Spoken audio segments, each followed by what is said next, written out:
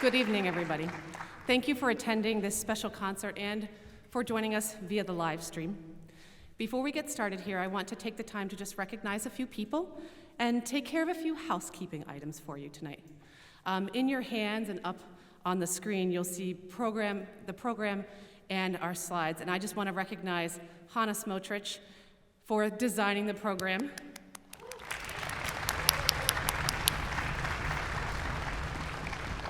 And also Meredith Kahn, and she was really integral in putting together the voting rights timeline.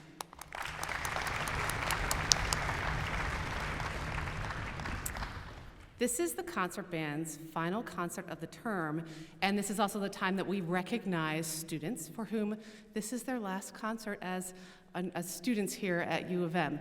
So these two students that we'll be recognizing today will both be student teaching in the next semester, and they also happen to both be in the euphonium section. So could you join me in congratulating Anna Kuklowski and Doug Ferguson?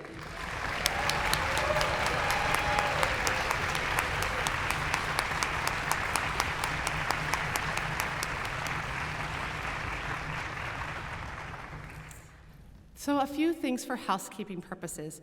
After the band performs, there are some moments of transition. So the ensemble, we tend to rotate parts, and so you'll see students moving from different chairs. You are welcome to have tiny little conversations at that time. You don't have to be perfectly silent. If you need a throat lozenge, you need to open up that wrapper, totally perfect time, or the that always tends to happen in between things. You are more than welcome to do that at that time. You'll get a very clear cue of when we're moving on. And finally, the speeches that you'll hear tonight, they're impassioned, and they're not meant to be taken passively. So if you feel compelled to shout out an amen, or to applaud, to hoot and holler, to say woohoo, whatever you are compelled to do, please feel free. You are part of this concert, and we want to feel your presence, especially now after a year of distance. We want to feel you here, so please join in. And without further ado, on with the show.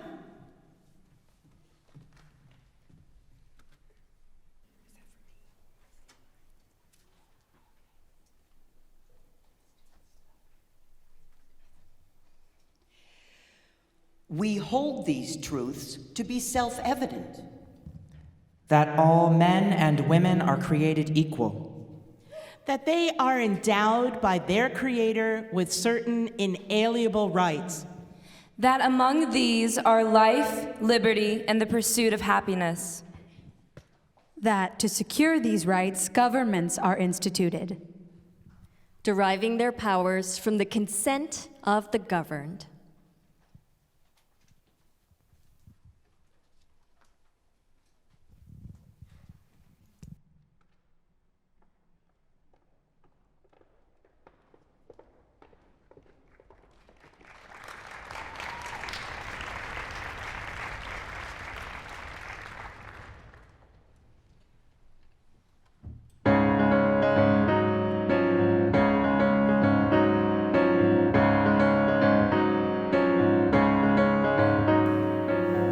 I have a neighbor, one of those not very hard to find, who knows it all without debate and never change their mind. I asked him, what of woman's rights? He said in tones severe, my mind on that is all made up. Keep woman in her sphere. Keep woman in, keep woman in, keep woman in her sphere. Keep woman in, keep woman in, keep woman in her sphere. I saw a man in tattered garb forth from the grog shop come. He squandered all his cash for drink and starved his wife at home. him, should not women vote? He answered with a sneer, I've taught my wife to know her place. Keep woman in her sphere.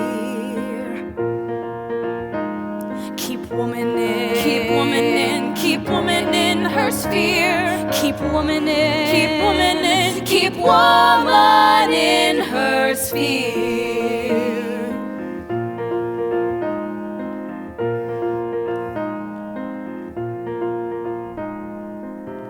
I met an honest, thoughtful man not many days ago, who pondered deep all human law, the honest truth to know. I asked him, what of woman's cause? The answer came sincere. Her rights are just the same as mine. Let woman choose her sphere. Let woman choose. Let woman choose. Let woman choose her sphere. Let woman choose. Let woman choose. Let woman choose her sphere. Let woman choose. Let woman choose. Let woman choose her sphere.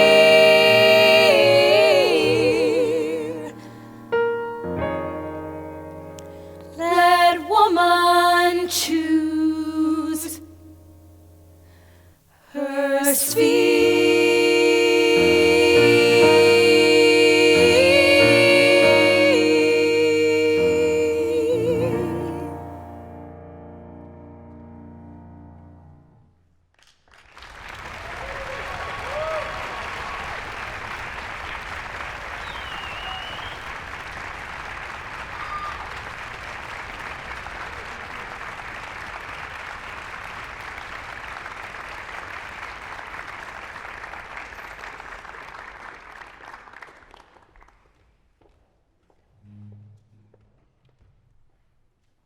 Our approach to freedom need not be identical, but it must be intersectional and inclusive.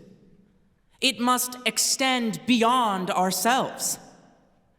I know with surpassing certainty that my liberation is directly linked to the liberation of the undocumented trans Latina yearning for refuge, the disabled student seeking unequivocal access, the sex worker fighting to make her living safely. Collective liberation and solidarity is difficult work. It is work that will find us struggling together and struggling with one another. Just because we are oppressed does not mean that we do not ourselves fall victim to the same unconscious policing, shaming, and erasing. We must return to one another with greater accountability and commitment to the work today. By being here, you are making a commitment to this work. Together, we are creating a resounding statement, a statement that stakes a claim on our lives and our loves, our bodies and our babies, our identities and our ideals. But a movement is so much more than a march. A movement is that difficult space between our reality and our vision. Our liberation depends on all of us returning to our homes and using this experience and all the experiences that have shaped us to act, to organize, to resist. Thank you.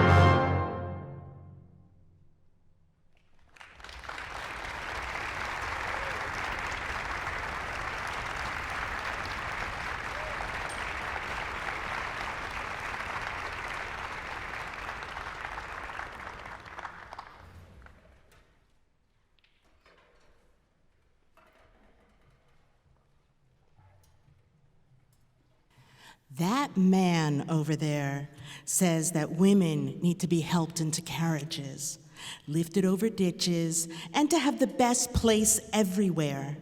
Nobody ever helps me into carriages or over mud puddles or gives me any best place. And ain't I a woman? Look at me. Look at my arm. I have plowed and planted and gathered into barns, and no man could head me. And ain't I a woman? I could work as much and eat as much as a man when I could get it, and bear the lash as well. And ain't I a woman? I have borne 13 children and seen most all sold off to slavery.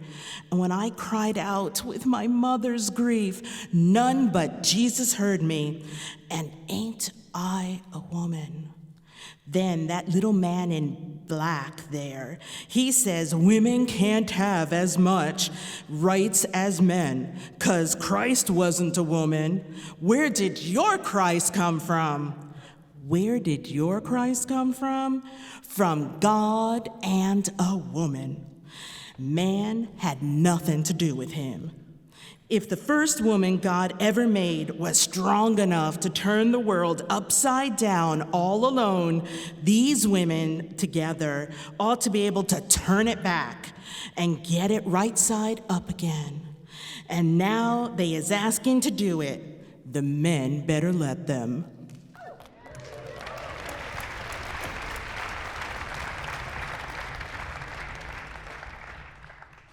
I have confidence in the Father to believe that when He gives us the capacity to do anything, He does not make a blunder.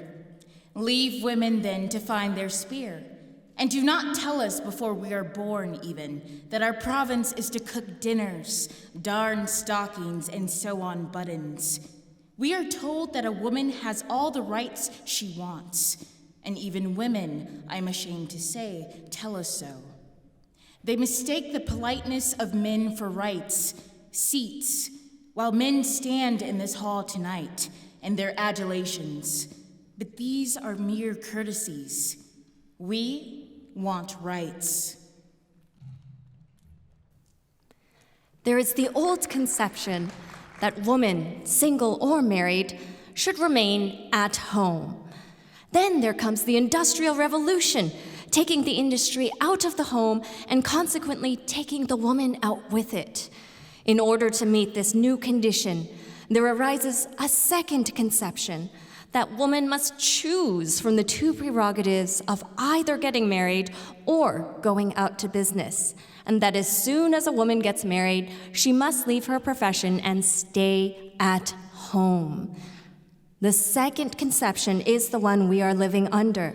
But there is a third conception on its way, which says that woman, whether single or married, should have economic freedom.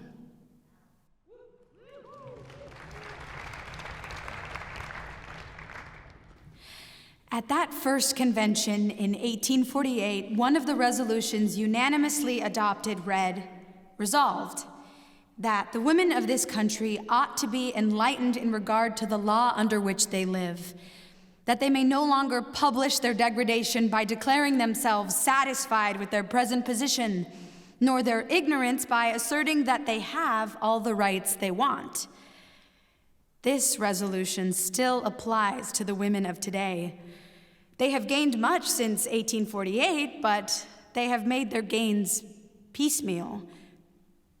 Many of the laws against which the early convention protested continue to exist to the detriment and humiliation of women. Discriminations persist in the universities. Women are far from enjoying equality in the trades and professions. They are discriminated against by the government itself in the civil service regulations. They do not share in all political offices, honors, and emoluments.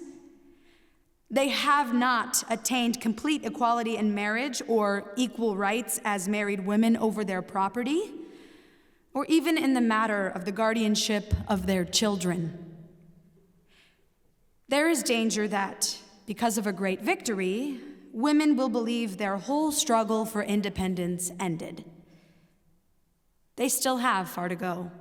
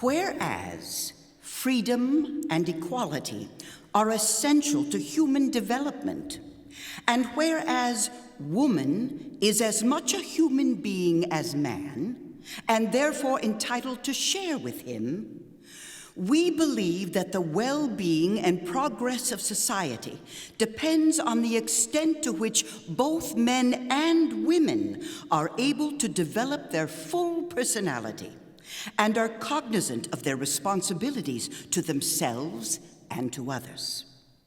And we believe that woman has thus a definite role to play in the building of a fine, healthy, prosperous, and moral society, and that she can fulfill this obligation only as a free and responsible member. Therefore, be it resolved that the purpose of the subcommission is to raise the status of women to equality with men in all fields of human endeavor.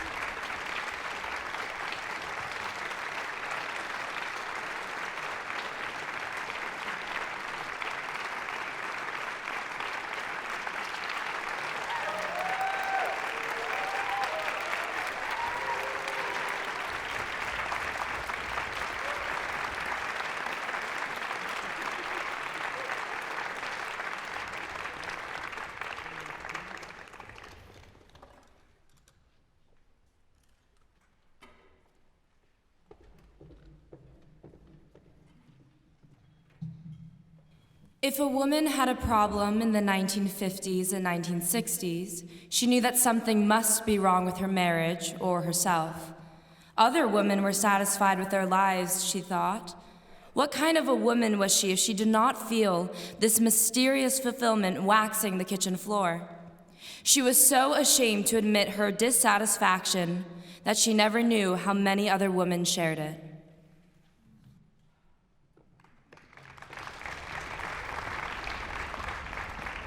It is obvious that discrimination exists. Women do not have the opportunities that men do, and women that do not conform to the system, who try to break with the accepted patterns, are stigmatized as odd and unfeminine. The fact is that a woman who aspires to be the chairman of a board or a member of the House does so for exactly the same reason as any man. Basically, these are that she thinks she can do the job and she wants to try.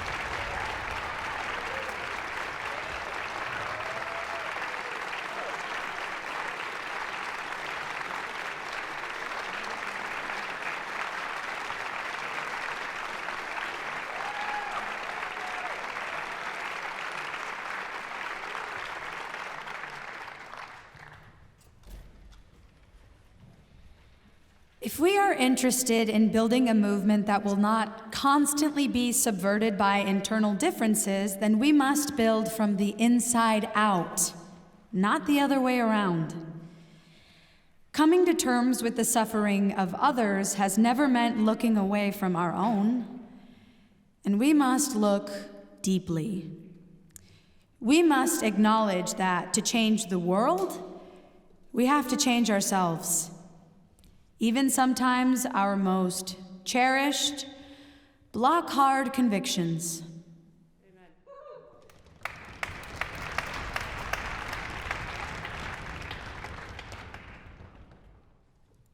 People say, what is the sense of our small effort?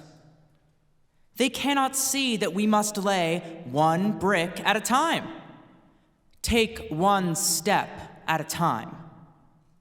A pebble cast into a pond causes ripples that spread in all directions.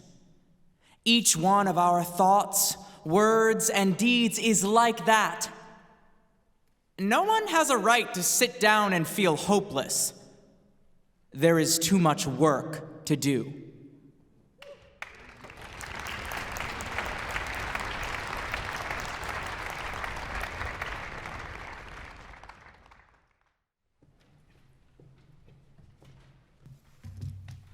When I was young, women were raped on the campus of a great university, and the authorities responded by telling all the women students not to go out alone after dark or not to be out at all. Get in the house.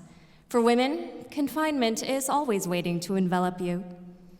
Some pranksters put up a poster announcing another remedy, that all men be excluded from campus after dark. It was an equally logical solution, but men were shocked at being asked to disappear, to lose their freedom to move and participate, all because of the violence of one man.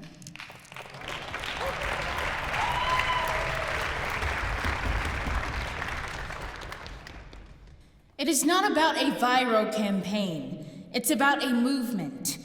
On one side, it's a bold declarative statement that I'm not ashamed and I'm not alone. On the other side, it's a statement from survivor to survivor that says, I see you, I hear you, I understand you, and I'm here for you.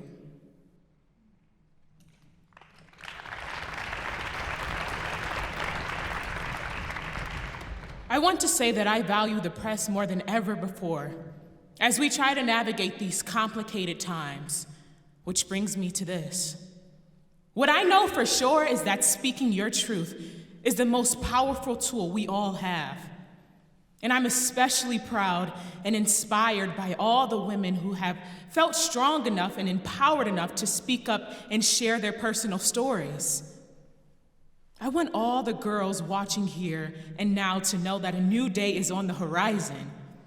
And when that new day finally dawns, it will be because of a lot of magnificent women and some pretty phenomenal men fighting hard to make sure that they become the leaders who take us to the time when nobody ever has to say, "Me too" again.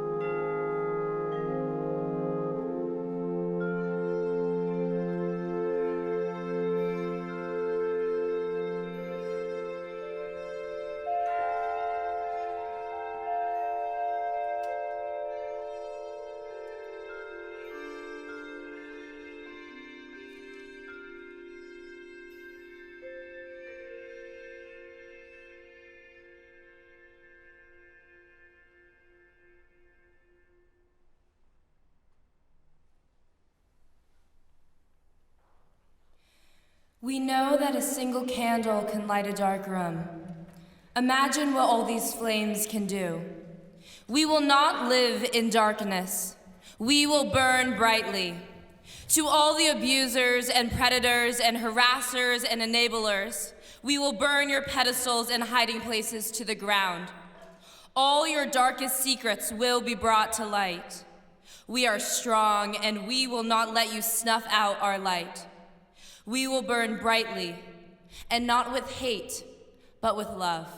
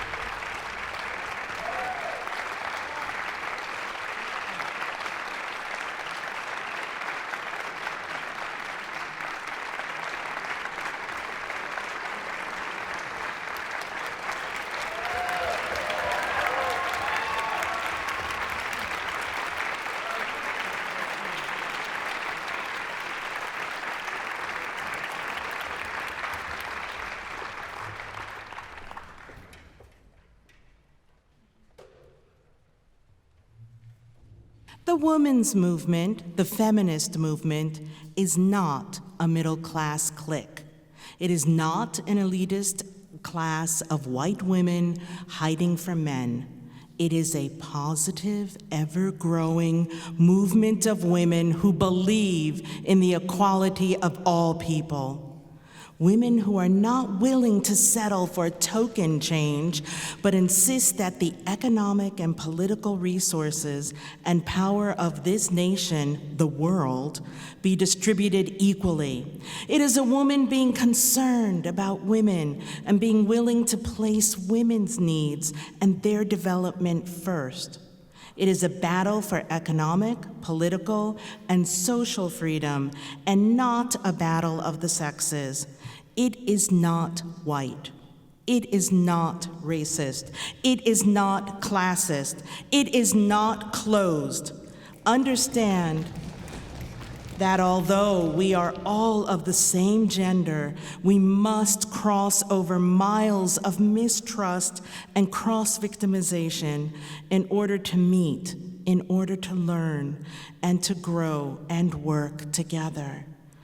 You who will not interface the women's movement, you who say that the movement is separatist, white, lesbian, without glamour. Further, you say you want to be dependent, protected, shackled to the pedestal. Ain't you a woman? Remember the civil rights movement? It has reverberated around the world to become a human rights movement. We are at the bottom of the heap, brown women. We have the most to gain and the least to lose. The buck stops here, as it did with a brown woman in Montgomery, Alabama. The women's movement is ours.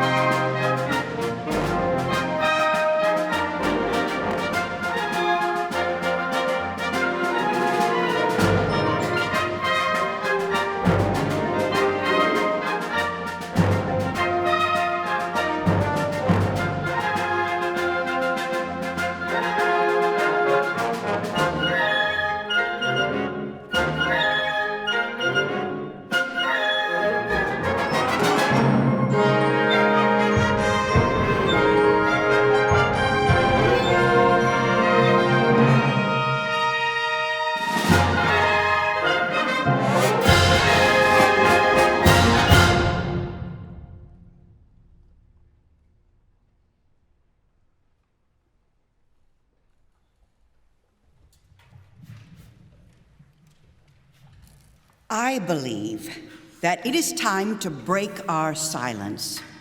It's time for us to say that it is no longer acceptable to discuss women's rights as separate from human rights. These abuses have continued because for too long, the history of women has been a history of silence. Even today, there are those who are trying to silence our words. The voices of this conference must be heard loudly and clearly. It is a violation of human rights when babies are denied food or drowned or suffocated or their spines broken simply because they were born girls. It is a violation of human rights when women and girls are sold into the slavery of prostitution. It is a violation of human rights when women are doused with gasoline, set on fire, and burned to death because their marriage dowries are deemed too small. It is a violation of human rights when individual women are raped in their own communities, and when thousands of women are subjected to rape as a tactic or prize of war. It is a violation of human rights when a leading cause of death worldwide among women ages 14 to 44 is the violence they are subjected to in their own homes. It is a violation of human rights when women are denied the right to plan their own families.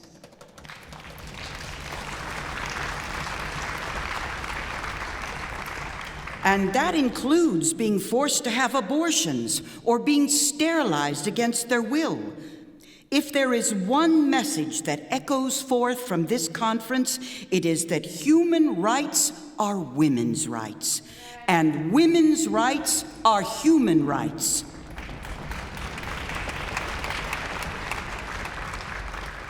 Let us not forget that among those rights are the right to speak freely and the right to be heard.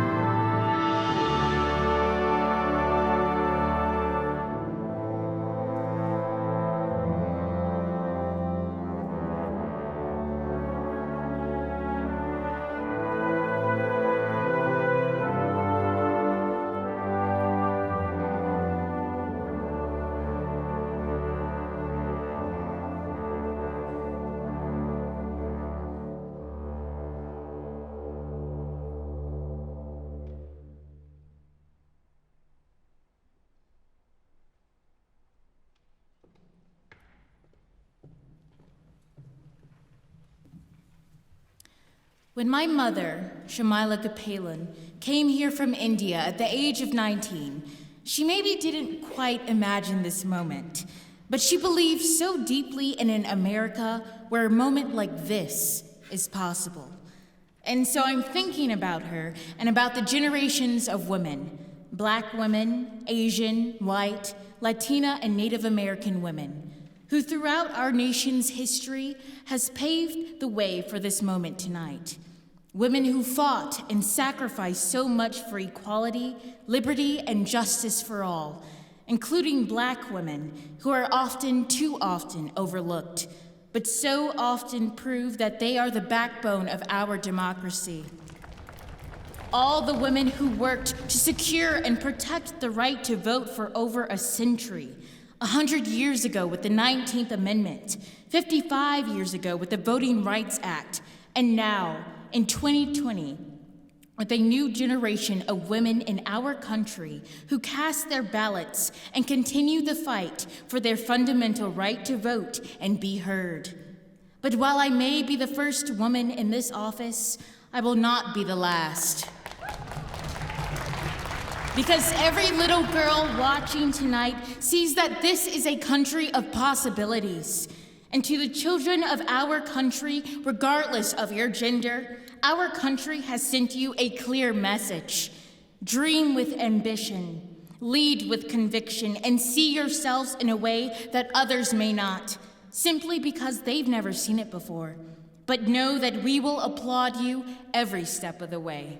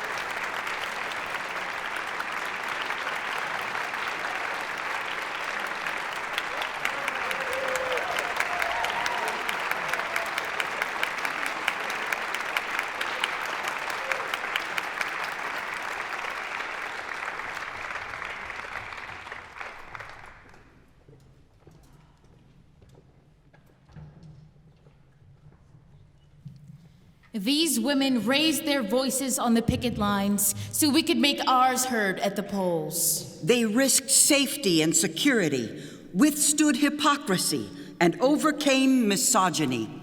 Refusing to stay silent so that their daughters and their daughters' daughters would inherit the democracy they deserve. But every American's right to vote wasn't truly secured that day in 1919. And it still isn't secure all these years later, not when voter suppression tactics still block so many people of color from the ballot. So, what began at Seneca Falls continues with us today. Now, it falls on our generation to keep fighting for that more perfect union.